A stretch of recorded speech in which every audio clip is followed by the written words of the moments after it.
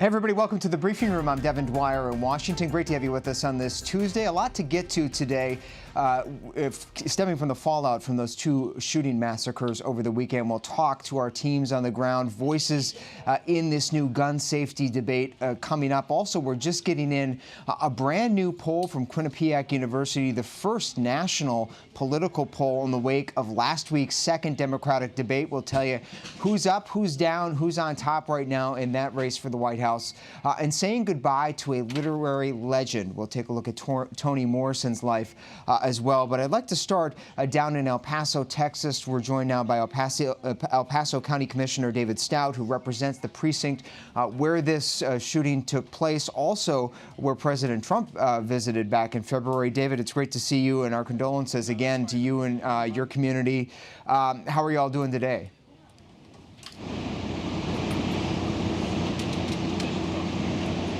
It sounds like we just lost good afternoon. The commissioner. I don't know if you can hear us, Commissioner Stout, but it's great to have you with us. Can you hear me, sir? I can, yes. I'm sorry. Yes, I can hear you. Yes, great. I can hear you now. Thank you. Thank you so much for joining us today. Just wanted to ask you how the community is doing today, 24 hours after this tragic story broke. Well, we're still struggling. This is a very resilient community, but this is something that's going to be very hard to come back from. We will, but it's really soon. It's really soon. I think yesterday we just received a list of all of the folks that lost their lives in this tragedy, and now the funeral planning starts, and we're looking at just how the community can move forward together and best support the victims and their families. President Trump is planning a visit down to El Paso and Dayton, Ohio tomorrow as well to show his support and express his grief with the victims you just talked about, Commissioner. Do you have any sense of what he will do, who he will meet with? Do you plan to see him? How will he be welcomed down there?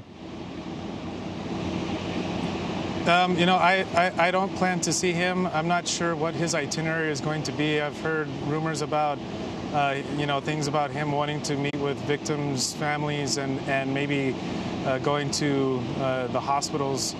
But, I think that this community is, still in a lot of pain. There's a gaping wound that is still open here.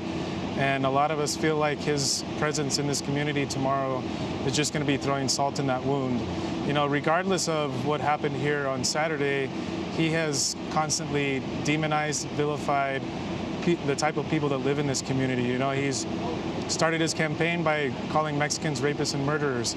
He questions the credibility of a federal judge just because of the fact that he's Mexican. He has tweeted hundreds or thousands of times talking about this supposed invasion on behalf of the Hispanic people. And just a couple of days ago, we heard him at a rally when he asked folks, what do we do with these immigrants? And somebody yelled out, shoot them, and he laughed at that. Regardless of what happened here on Saturday, I don't understand why in the world anybody would think that would be a good idea for him to be in El Paso, Texas. Yeah, it sounds like a lot of your fellow El Pasoans are also feeling that way as well. Commissioner Stout, before we let you go, is there anything that our viewers can do to support your community? Anything you want us to take away that we could do to help? Well, I think by folks lifting up their voices and talking to their own elected officials, both on a federal level and a state level, to start really asking for changes in this country when it comes to gun violence, denouncing hatred, denouncing racism, denouncing domestic terrorism, recognizing it for what it is, and really, for us here in El Paso, if people find it in their hearts to donate money, there is the El Paso Community Foundation has a fund that has been set up. And if anybody would like to help that way, I think this community would greatly appreciate it. Well, we appreciate you, sir. Thanks for your time. El Paso County Commissioner David Stout. Thank you, David. Dayton's Mayor Nan Whaley was also speaking out today on the state of her community just days after those double tragic shootings. Here's what she had to say about the state of her community right now and the president's visit tomorrow to Ohio. he's made this bet and he's got a lie in it. He hasn't. His rhetoric has been painful for many in our community, and I think that people should stand up and say they're not happy if they're not happy that he's coming. Look, I'm disappointed with his remarks. I mean, I think they fell really short. He mentioned gun issues one time. I think, watching the president over the past few years on the issues of guns, he's been, I don't know if he knows what he believes, frankly.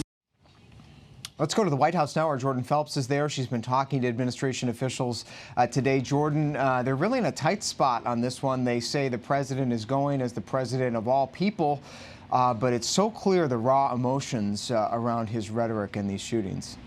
Devin, normally in cases like this, it's a no-brainer for a president to go to these places and act as the consoler-in-chief. But as you just heard there from the mayor of Dayton and from that commissioner, there are many people in these communities who do not welcome the president's visit tomorrow. And White House officials will privately acknowledge that this has complicated the planning for this. The White House has been scant on releasing details around this trip, mostly because, Devin, they're still pulling it together. This is not a president who likes to run into protesters and those who oppose him, so it's hard for him to go to a place like El Paso and avoid those detractors. But Devin, White House Deputy Press Secretary Hogan Gidley tells us this afternoon that the president and the First Lady are determined to make this visit. They want to share firsthand in the sorrow and in the anger of those people in these communities as they attempt to heal. Jordan, stand by. It certainly will be worth following that tomorrow. I want to bring in a couple people to this conversation now. Raul Reyes is an attorney, a journalist, a USA Today contributor who has spoken out about what happened in El Paso. It's great to see you, sir. Also want to bring in Professor Brian Levin, director of the Center for the Study of Hate and Extremism at California State University in San Bernardino, which has seen its own tragedy due to gun violence. Thank you both for being here. Raul, I want to start with you. You wrote in a column today, pretty compelling, that so many in the Hispanic community see this period right now as open season on Latinos. And it's something that you say has been felt for the past 2 years, but just been sort of burst into the open with this episode. Tell us about it. Sure, I absolutely believe that. And to be honest, I'm being frank here, it gives me no pleasure saying this. But the reality is Latino community leaders and advocacy groups, they have been sounding the alarm for several years about the dangers of this type of rhetoric coming from the White House, coming from his supporters. And this weekend, we see the tragic consequences where Latinos are being massacred in a city that's 80% Latino. And when you step back and look at things just from a broader perspective, when you have policies that treat immigrants as subhuman, when you are constantly putting forth rhetoric that demonizes and scapegoats Latinos, white nationalists are emboldened and they feel that they can act. And obviously, that one individual did. And the result is this horrendous loss of life. And this is in a city that is normally one of the safest major cities in the United States. El Paso last year had fewer homicides in the entire year than they did on just one day on Saturday. And as someone who's from El Paso, my whole family is originally from El Paso, I cannot tell you how personal it is, how rough this is for our community. And El Paso is a very kind, strong, and loving city, but this is the type of event. This will have consequences on generations of El Pasoans, and it is just almost indescribable, the feeling, the sorrow that I and everyone in El Paso is feeling today. Yeah, it's horrific, and it's so important to hear that, Raul. Thank you for that. Professor Levin, I want to ask you, open season on Latinos, you just heard it from Raul Reyes. Does that bear itself out in the data? You've been looking at this sort of from an impartial point of view. What do the numbers say on hate in America right now? Yeah, well, let's talk about anti-Latino hate crime. We'll start with the FBI. Starting in 2015, there were 299. That was flat with the previous year. Interestingly, 2015 in California, anti-Latino hate crimes went up. Then it went up to 344 the next year and 427 in 2017. But let me give you the latest data. We did a survey of 30 of the largest American cities. Hate crimes in those cities rose 9% for the 5th consecutive year. Latinos came right behind white people with regard to how frequently they were attacked. However, one of the things that I think is interesting, we heard statements about political leaders When candidate Trump launched his campaign and spoke derisively about Latinos, hate crimes against Latinos did not go up then. However, November 2016 was the worst month for hate crime going back 14 years. We haven't seen a month as bad since. And Charlottesville was second, by the way, for this past decade. And guess which group had the highest incline during that explosive month, which was the worst month? Anti-Latino hate crime. And so you draw a direct line between President Trump and the spike in hate. And is there any research that you've done or any more understanding as to why? Is this, hate has lurked in this country for decades of presidents of all stripes.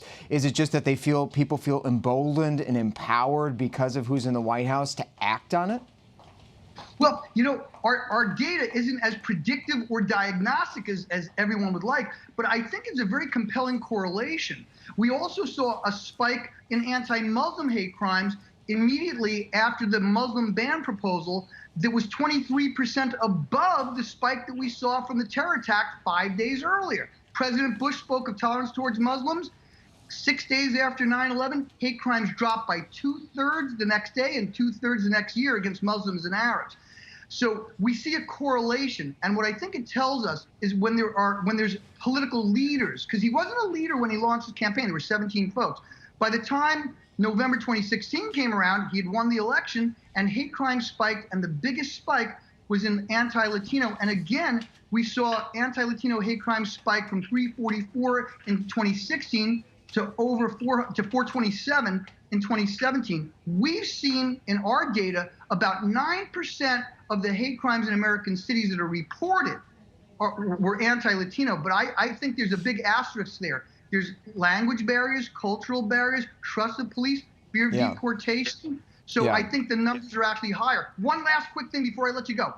Real briefly, white supremacist homicides for 2019 alone have exceeded all homicides of extremists of all kinds for all of last year, and it's the fourth consecutive annual increase for by white supremacists. It's a stunning, the statistical picture is stunning. We hear it here in Washington on Capitol Hill when the FBI and officials are testifying. They're sounding the alarms, but it does seem sometimes like it's falling on deaf ears. Professor Levin, thanks for that. I want to go back to you, Raul Reyes, for the last thought here. Is there anything, as the president heads to your hometown tomorrow in El Paso, is there anything that can make that visit worthwhile? Is there anything that can make that visit worthwhile? At this point, the only thing that can make the visit worthwhile is, in my view, if he canceled it. Right now, the city of El Paso needs to grieve with dignity. They need to figure out how they move ahead.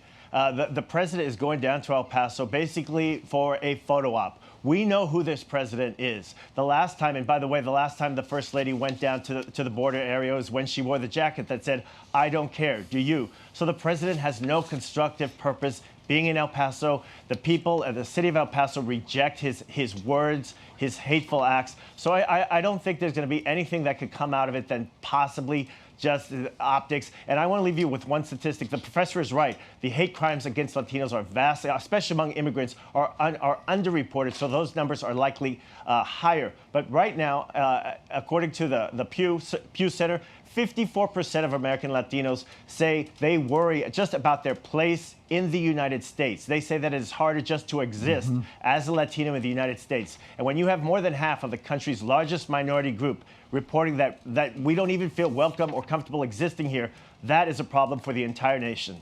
It sure is. Raul Reyes, thank you so much. Thank you. Attorney, journalist, USA Today contributor, El Paso native. Also, our thanks to Brian Levin, director of the Center for Study in Hate and Extremism at the California State University.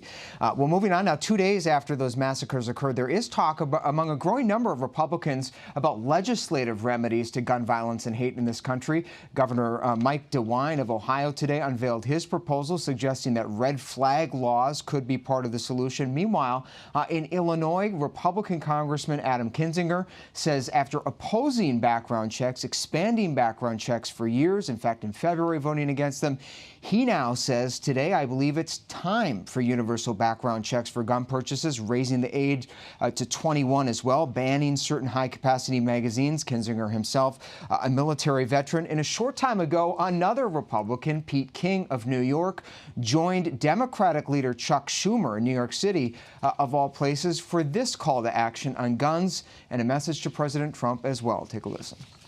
It would be great if President Trump would tell Leader McConnell to put it on the floor. Yeah, I would say it's like Nixon going to China. If President Trump would just come out and say that he believes a background check should be held, bring us to a vote on the Senate floor. And if there's any specific objections people have to certain parts of it, get it out. But let's get this done, not just, as Chuck said, it's been discussed and discussed and discussed.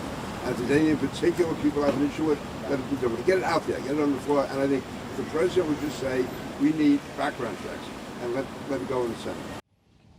All right, Catherine Folders, our Capitol Hill reporter, is here. So have we reached a critical mass with Republicans? Some high-profile names getting on board here. Yeah, and there's background check bills. You'll remember that the House passed 2 background check bills in February, and they went to the Senate. And so you hear Pete King saying we should get those bills on the floor. Well, Mitch McConnell is the one. This is a Republican problem in the Senate. Exactly. Mitch McConnell can bring those bills to the floor, which Speaker Pelosi has urged him to do. And now, amidst calls for him to do that, he said that he wants Republicans and Democrats to work in a bipartisan way. And listen to what the president said in his address yesterday. And back to Jordan Phelps at the White House, because, Jordan, you caught up with the senior counselor to the president, Kellyanne Conway, a short time ago. You asked her whether the president, in fact, wants Mitch McConnell to break the logjam, bring up those background check bills. What did she tell you? Yeah, Kellyanne Conway did call for members of Congress to come here to the White House and talk to President Trump about solutions. But when I asked her if that meant she wanted Mitch McConnell to call members of Congress back into session and break that August recess, she said that's up to Mitch McConnell. So they're not going so far as to call for that, but they are saying that the president is open to talking about a host of proposals. All right, Jordan Phelps at the White House, thank you so much. Catherine Folders, thank you for your reporting.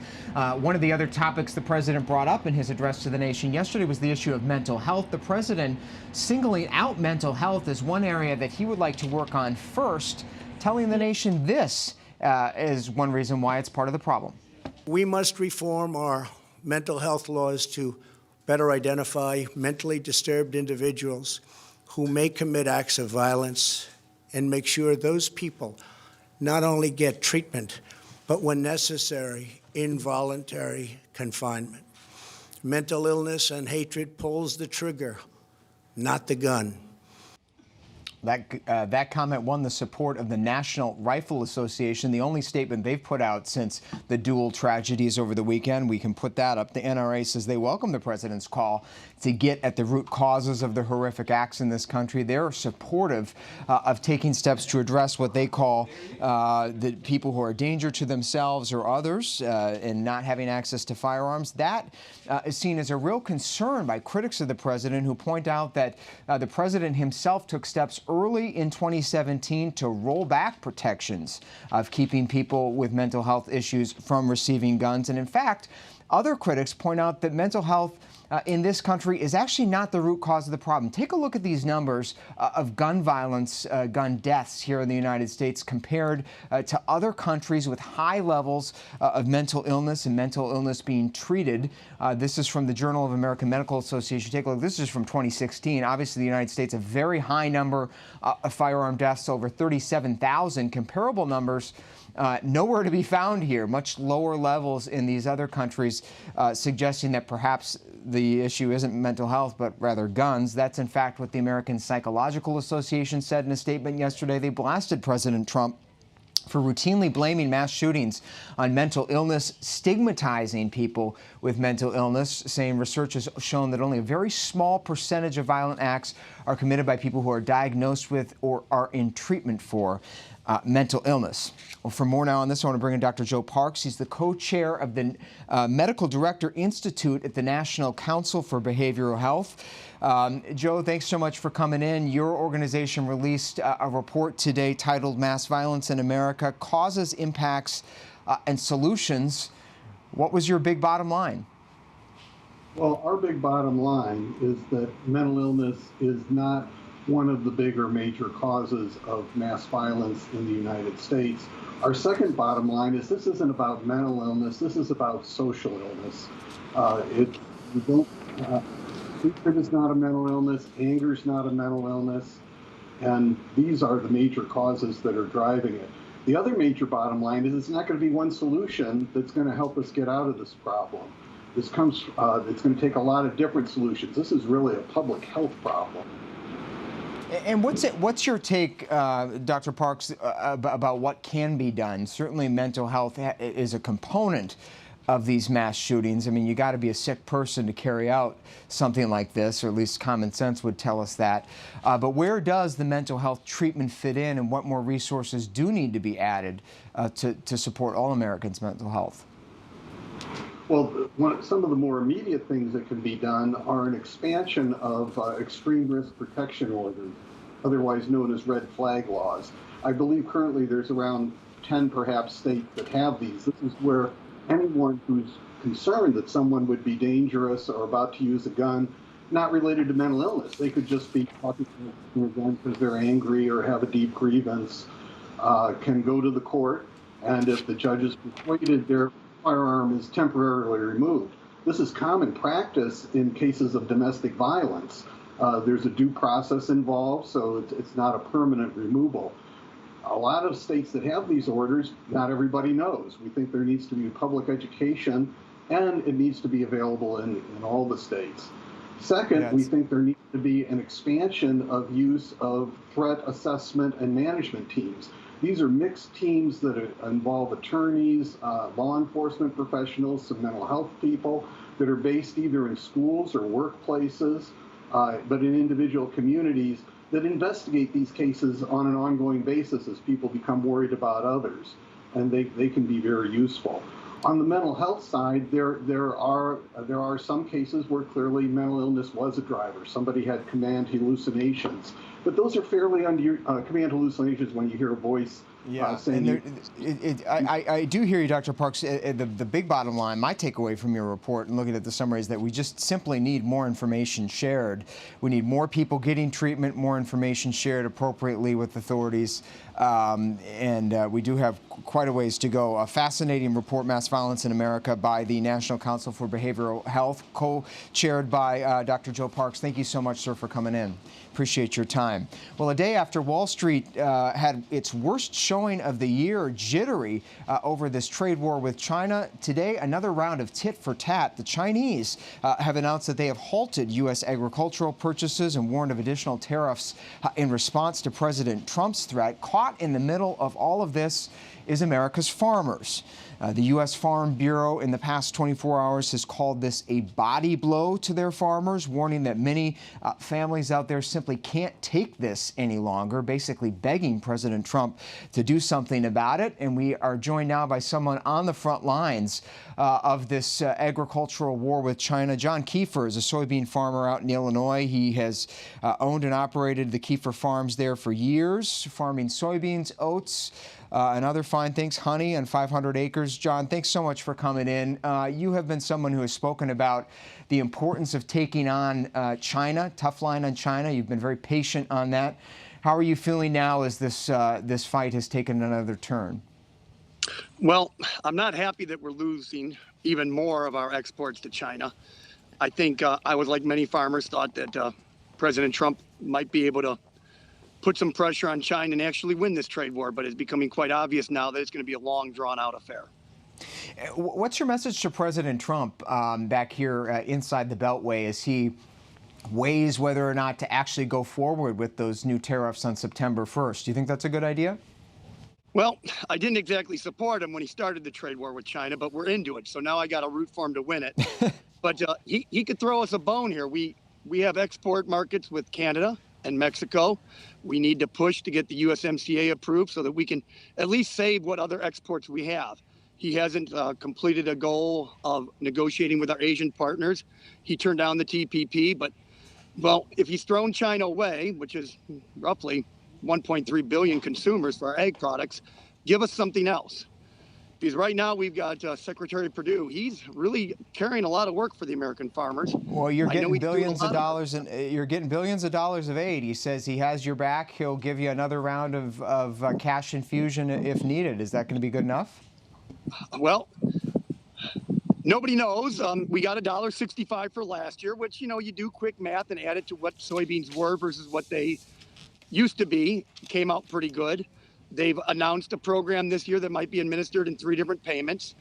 So for most farmers, we plant in the spring, we put a lot of money out, and we get our reward much later.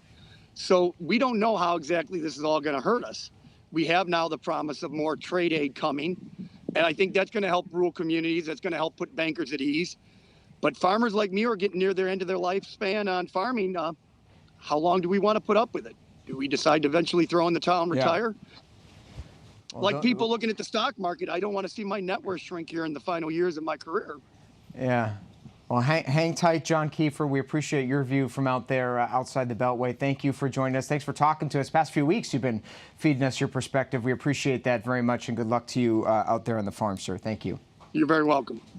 And just moments ago here, we got our first glimpse at the post-debate bounce after the Democrats faced off in Detroit. Our Adam Kelsey is here with our political team with the big numbers. Adam, this is the first time we're getting a sense of who was up, who was down after the debate, what Democratic primary voters think. And here we are. Here's the horse race.